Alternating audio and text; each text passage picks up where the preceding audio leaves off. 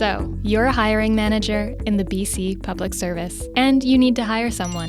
To find the right person for the job, you'll need to follow some key guidelines. There are 5 main elements that inform hiring in the BC Public Service: the Public Service Act, human resources policies, collective agreements, terms and conditions for excluded employees, and the BC Human Rights Code. Note that the Public Service Act stipulates that hiring must be merit-based. Think education, experience, knowledge, skills and abilities, past work performance, and years of continuous service. Each ministry may have internal approval requirements that may require you to complete specific tasks. So, it's important to review your specific process or contact your supervisor before getting started.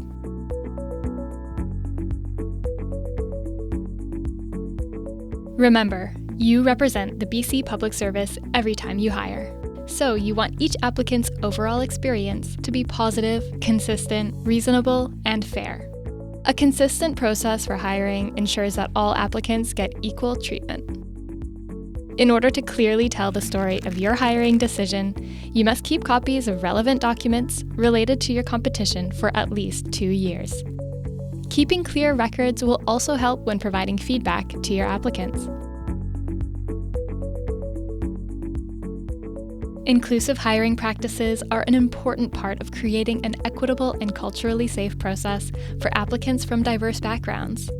These practices can include scheduling interviews on the ground floor of a non-accessible building, considering religious holidays before scheduling interviews, preparing a posting that is free from gendered language and public service jargon, screening with applicants' names hidden, assessing all the candidates with a pre-established answer key, and using preference statements where appropriate. Inclusive hiring practices also help us work towards achieving a workforce that is representative of the citizens we serve. We all have biases that help our minds organize large amounts of information, and sometimes this can lead us to make assumptions and then take action based on those assumptions. Sure, biases can be shaped by some rational thought, but they're also shaped by our worldviews and our instincts, so we may not always be aware of their influence. This can be a barrier to diversity and inclusion when hiring. Here are some things to watch out for.